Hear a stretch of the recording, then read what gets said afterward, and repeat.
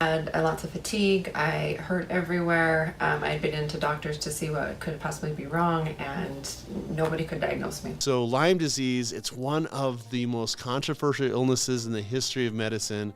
It's the fastest growing infectious disease, and it's quickly sweeping the country as more people are starting to understand it, understand the symptoms, the exposure, and the risk factors. From the beginning, the first symptoms I noticed was a racing heart, shortness of breath, and from there it went to left side numbness and slowness of my hand. I'm a piano teacher, and I noticed that I was really slowing down in my playing. Here I was last Monday, and was telling Dr. West all of my symptoms, and all this, I went in thinking, I went in skeptical, and I thought, I'm not going to say anything about the cyst. I'm going to see if this guy can figure me out. The numbness on my left hand and my leg. I played in church. I haven't played in church for 5-6 months. I stopped, and I'm a piano teacher, and that's what I love to do. Very skeptical. What can vitamins and a little tweaking do? These symptoms were real, and in my head I was going downhill fast. I mean, I didn't know what I had, but I knew something was happening. And for him to tweak and just relieve that was amazing. You can have every Lyme symptom in the book: fatigue, brain fog, joint pain, and still be told you're fine, but still sick. And if your Lyme test came back negative, you can have the Lyme symptoms, over 40 main symptoms. And your doctor may still be telling you, hey, it's fine, it's all in your head, quit looking on the internet. And that's because the standard Lyme tests your doctor uses were designed decades ago to detect acute infections and not the chronic or relapsing ones that people struggle with today. How long have you been sick? As long as I can really remember. Okay, honestly. So 20 years. Some infectious disease, tick-borne illness involvement. You did a whole bunch of stuff in healthcare. He had been sick for, as he said, probably 20 years of his life. And we were at a place where he needed help. It was the end. So we did a really high dose vitamin C infusions, dilute hydrogen peroxide, dilute hydrochloric acid, ultraviolet blood irradiation therapy, amino acid therapy. Neural therapy. So that's how we reboot nerves. It's a way to get the nerves to open, close, and reset. Acupuncture as well. Okay, so again, just trying to line up your energies. We gave you some supplements. Yeah, so when you load up the body with building blocks, I like to tell people it's kind of like there's a crew, a construction crew waiting for the lumbar truck to come up to be able to, have a bunch to build a new house. I all of a sudden just saw, it was like a light switch almost. He would come in the morning and I was almost like, who are you?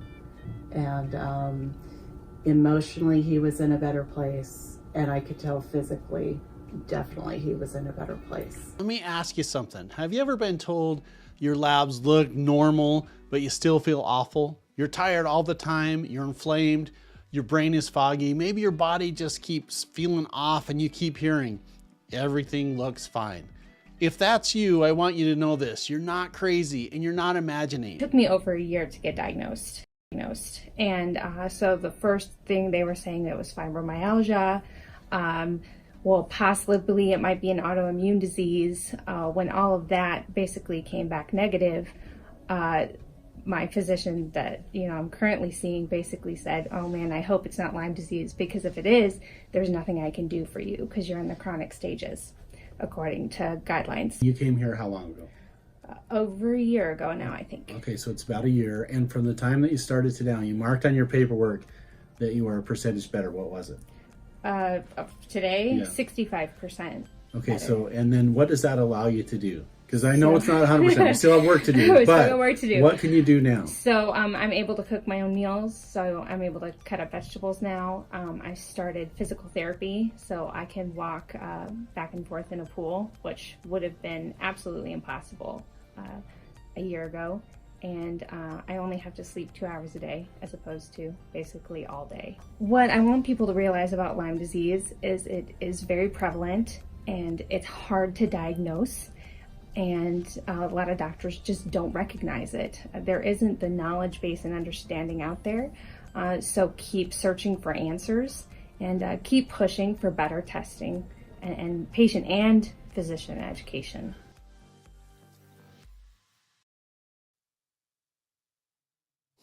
All right, you guys. So Lyme disease, chronic fatigue, Epstein-Barr, chronic infections cause fatigue. And if you've been told that your lab tests are normal, that you're just depressed, or your doctor doesn't know what to do, then this is the video for you, because we're going to get in and we're going to be talking about these 5 causes and what we should do about them. Because I have so many times people will come in and say, look, I don't feel right.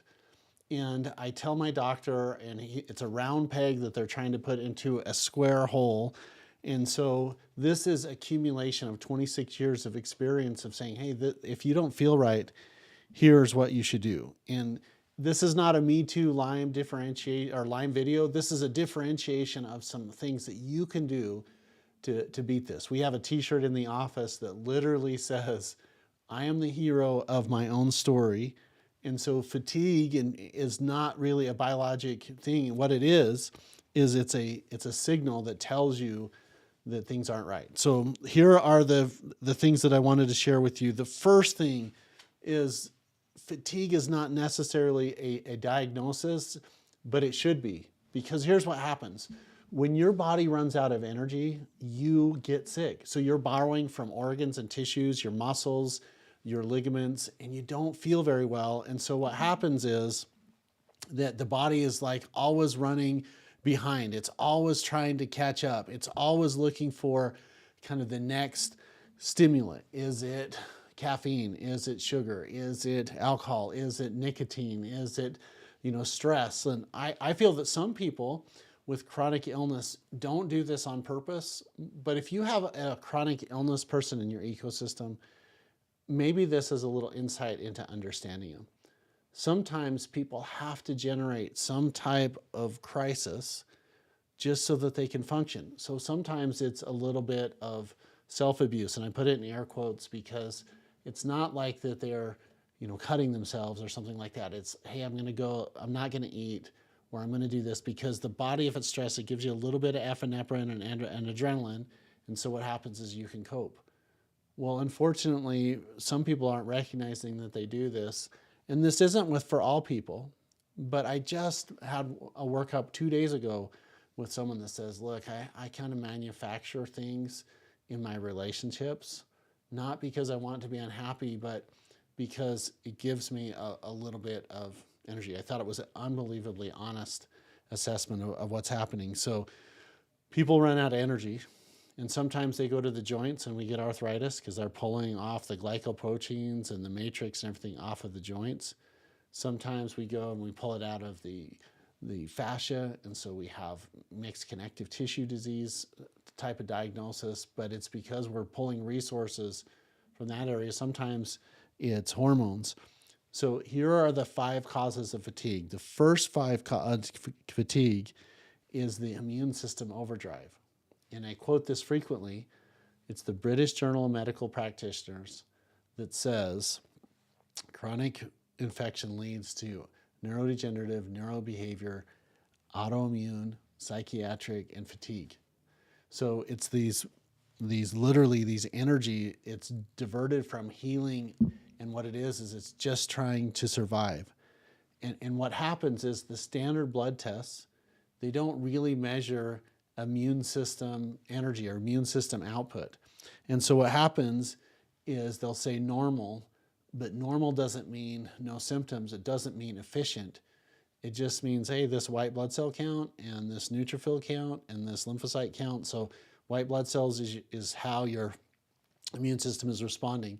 Neutrophils are bacterial fighters, lymphocytes are viral fighters. Those are kind of the things that we're looking at to see, okay, how's your body responding? But the real goal of helping people to beat chronic fatigue is not a suppression. It's not an anti-inflammatory. It's not something to shut off the immune system. It's something to help it to make better. And so I feel that this is an example. Let's just pretend that your body's given 100 units of energy. We have 60 units of energy to run all the natural processes of the body. We have 20 units for employment or work, and 10 units for family and relationships, and 10 minutes for fun and creativity. And so it adds up to 100. But when we don't have enough energy, we just borrow our future health, and we're stealing it from the organs, tissues, and cells just to function. And so that's one of the most important things is not giving people an antibiotic pathway. And by the way, I'm not opposed to medicine at all, but it's not an anti-life thing. What we want to do is we want to get everything better. So that's fatigue cause number one, chronic infection. Number two, what we want to look at is the mitochondrial drain. So we have these little power units inside of the cells called the mitochondria. In chronic infection like Epstein-Barr, chronic viral infections, if you're constantly getting colds and flus and hopefully not shingles, but shingles or cold sores, what happens is it really disrupts the cellular machinery called the mitochondria. And so what happens is we never can catch up. This is why people that have really bad fatigue, they go to bed, but they don't really recharge. And so they close their eyes and they technically sleep, and then they are like, oh my gosh, I am not any better. And so you can literally sleep 8 hours a night. And then what happens is people are, I just am exhausted. I feel like I'm running a marathon. And so the cause of fatigue, number two, is mitochondrial dysfunction. Number three is what I mentioned a little bit before. It's the hormone burnout. So I tell people, here's what hormones are. They're chemical messengers that allow the organs to talk to each other. So the pituitary up here is kind of like the office manager. It releases this thyroid stimulating hormone to the thyroid. So it comes from the pituitary to the thyroid. And then the thyroid, even though it's the master gland, it also has all of this feedback from the adrenal glands, from the liver, from your ovaries, from your testes, from the parathyroid, the hypothalamus, like all of these organs. It's this beautiful, simple, and complex symphony of what's happening. Now, this works in chronic fight or flight responses. And let me give you an example of a fight or flight response. If I walk outside and I see a bear, a snake, a tarantula, immediately my body should be into, protective mode. So what should we do? Breathing should go up, pupils should constrict, blood pressure should go up. And then I'm flooded with this energy, and I'm going to either fight this thing or I'm going to run away, the fight or flight response. Well, with chronic illness, what happens is the body will generate a fight or flight response, and just to try to function. And then if it constantly does, it's kind of like the little boy that cries wolf. Like then all of a sudden the body's like, I'm not going to respond anymore because it's not really an emergency, or we've used up all of the energy units. And so the hormone over depletion, or using hormones all the time, leads to people into that feeling of an impending sense of doom. And then all these organ systems, instead of being a symphony, they're acting on their own. So the thyroid's off, and the adrenals are exhausted, and the pituitary doesn't work, and then male health and female health is all affected. And so your hormones didn't break, they're just exhausted. Now, at this time, you're like, okay, Dr. West, tell me how to fix these. This is what I'm going to share with you in a couple different pathways. Matter of fact, one of my favorite pathways is to tell people the way to help chronic fatigue and chronic illness is to try and balance everything that is imbalanced. Is it stress? Is it nutrition? Is it water? Is it sleep? Is it movement? Is it how we talk to ourselves? Like there's a way to put all those together. And if this is a value and you want to jump right ahead, you can go over to americashealer.com, and there literally is a way where, hey, just engage with us and we'll help you. And then I also want to promise you, like I'm going through the video here, and I want to share with you how we can handle those. So we've talked about chronic infection, mitochondria, hormones. Now let's talk about one of the biggest barriers to healing, and that is toxins. Now, toxins can come from infection in our immune system killing things and then not being able to get out of the system, or we overwhelm our phase 1, phase 2 detox pathways. So our liver isn't working right and processing toxins out through the bowel movements, or the kidneys aren't working right and it's not going through the urinary system. And then there's two other really important detox pathways that I don't think get very much credit. They're super important. And that's the biggest organ in the body, which is the skin. So that's the third way. And then through the breath. Now there's other ways that it comes out, but mainly it's bowel movements, kidneys, breath, skin, and literally our movement patterns help to push all of that together through our lymphatic system. So I feel that detox is really kind of misused because you can't really clean a house unless there's a place to put the garbage. So I feel so many times that people are like, hey, you need to detox, but we got to make sure that those outlets are working right, especially if we help the immune system, the white blood cells, to be more efficient at killing bad guys and handcuffing and taking these antigens to the prisons and getting them out of the body, which is the lymph nodes, then we can't heal. And then the last one, so we've talked about infections, we've talked about mitochondria, we talked about hormones, we've talked about toxins, and now let's talk about this. And this, I feel, is the most neglected and no one really pays attention to in the United States. It's a lot more common in Europe, and that is the nerve memory. So nerve memory is so important for helping the body to heal, because sometimes the body, like your mind is saying, oh, I want to live like this before I got sick, or before, I had this emotional trigger of, a pet dying or a divorce or a job change or midlife crisis. And then it triggers everything. And then death is down here. So I'm going to put this, death is here, perfect health is here. And what happens is people are in survival mode. Like they're living, but they're just doing everything possible to basically not die. Then what happens is we have conflict between that surviving and where we want to be. That is the part of the emotional thing. But here's what happens is the body starts thinking it's normal to be sick. I call this a nerve memory. Now, a couple examples of this. The first one is sometimes I'll be working with a rodeo or a rancher guy, and they'll get a rope caught around their finger and the animal takes off. And when the animal takes off, it pulls their finger off. And then they'll come in and be like, hey, Dr. West, my finger is killing me, even though it's not attached to the body. And we call that phantom limb syndrome. Sometimes it can happen if you have a surgery like a gallbladder removal, and we call it phantom gallbladder pain.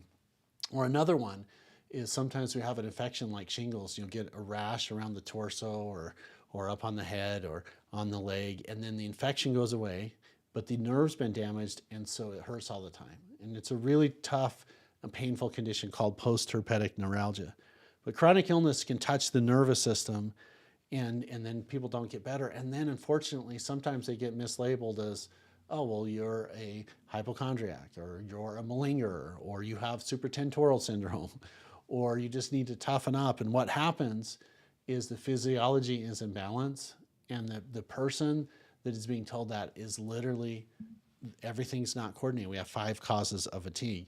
And the nervous system is really trying to protect the physiology, but it thinks it's normal to be sick. And we need to reset that. So if your body was a computer, the way to reset that is to reboot the system. And so let's start talking about the treatments that are involved, which, by the way, if there is a guide or a process I'd like to share with you, on our website, westcliniconline.com, we have a free ebook giveaway called Why We Get Sick and What to Do About It. That's a resource. And the other thing that I'm excited to share with you is it's not just me saying it. Like I'm not sitting here saying this is in theory what happens. Thousands of video testimonials that I can share with you. Matter of fact, we got one today of Judy, who comes from Washington, that literally was on crutches, had this enormous essential tremor, couldn't even control her hand movements. And 5 weeks later, the crutches are gone. The movements, they're still a little bit there, enormously better. We got her life back. And I'm excited to share with you Judy's story. We have lots of those, like it's on the westcliniconline.com blog, or you can see it right here. But I wanted to share that with you, not to brag and be rah-rah. It's because there's people just like you that I want to give a little dose of vitamin H. Wasn't a real vitamin. It stands for vitamin hope. So let's start going through what you can do for the 5 treatments or for the 5 causes of chronic fatigue. Number 1, it's immune system. So do everything you can to get the immune system better. That's upregulating with vitamin C. I think echinacea has a place. Monolaurin has a place here. My favorite herbal, Native American herbal treatment is lomatium. All you have to be really careful with the dosage, or you can get some detox rashes and stuff like that. But it's an amazing healer. So that's the infection. The mitochondria, we literally got to be looking at how can we get vitamin C and oxygen into the body to improve the final electron acceptor and the electron transport chain, which is the biochemistry way of saying, look, if we have the breakdown of energy coming through those power units and we have oxygen there, what happens is we get this amazing ability to break down energy and get 36 molecules of energy. And if we don't have enough oxygen, it goes into anaerobic glycolysis. And then what happens is the byproducts are essentially pyruvate and lactic acid.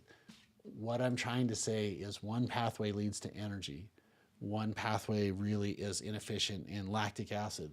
So to help the second cause of fatigue, which is mitochondrial dysfunction, we really want to help to get oxygen and the right vitamin pathway into your system. Then the next thing that we want to do is we want to stop hormone borrowing.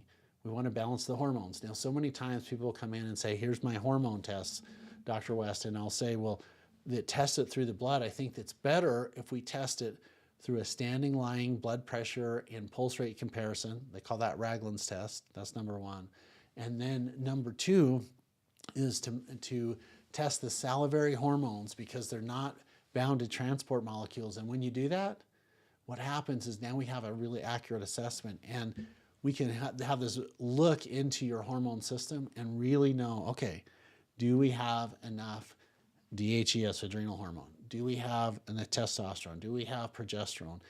And we can help give building blocks to stop the hormone borrowing, but also to rebuild the organs instead of just getting an outside hormone. Then we want to support drainage. So this is number 4. Like if we have a toxic overload, what do we want to do to help you get the poisons that are barriers to healing out of the body? So think of things as simple as increased water intake, because that helps flush the system. And people say, well, gosh, Dr. West, you told me to drink, basically 80 to 100 ounces of water, I think is a really good place for a lot of people. And they'll say, I pee all the time. And I want to reframe that for people and say this. Yes, I understand. And I want you to think of this. I'm peeing away my sickness. Like so much time we get toxins into the body. And when we don't feel good, the last thing people are like, I don't want to be getting up and go to the bathroom when I can barely get off the bed or I can barely get off the couch. And sometimes if it helps to just think, look, this is an essential nutrient. Water is like the oil for the Tin Man on The Wizard of Oz. There's some beautiful, wonderful research to say, like just water helps with blood pressure. It helps with fatigue. It helps with arthritis. It helps with skin conditions. It's really, really useful for brain fog. And let's get out of the system. The second thing to help the toxic overload is when we contract our skeletal muscles, it flushes the lymph nodes. So one of my favorite things is to tell people, like, one of the most beautiful exercises you can do is not an Ironman competition. It's not a marathon. It's not going to the gym at 4 a.m. in the morning. It's walking. Walking is this wonderful lever system where we walk, and then what happens is we contract the muscles. It flushes the lymph nodes. And what happens is that pushes everything into an exit pathway to get out of the body. It's also really useful, I feel, to sweat, whether that's an infrared sauna or a traditional, wet sauna, or it can be a really hot bath and throw in some Epsom salts. I think that's really a beneficial thing. It's really, really good to do that. Now, for super brave people, the contrast therapy of doing ice baths, I feel is wonderful. It's something that I really enjoy doing, but I also have to say, it's really hard for sick people to get really, really cold and then warm up. Because I think the cold shock proteins and what it does to the exercise for your endothelial layer that goes all around your cardiovascular system is really useful. But it is really hard. And I've been doing this for 3+ years now. It's still hard. Now, I feel that there's immense, this is a plug for just contrast therapy. It's really, really good for you and makes you really mentally tough, but it is tough to do that. So that helps your support drainage.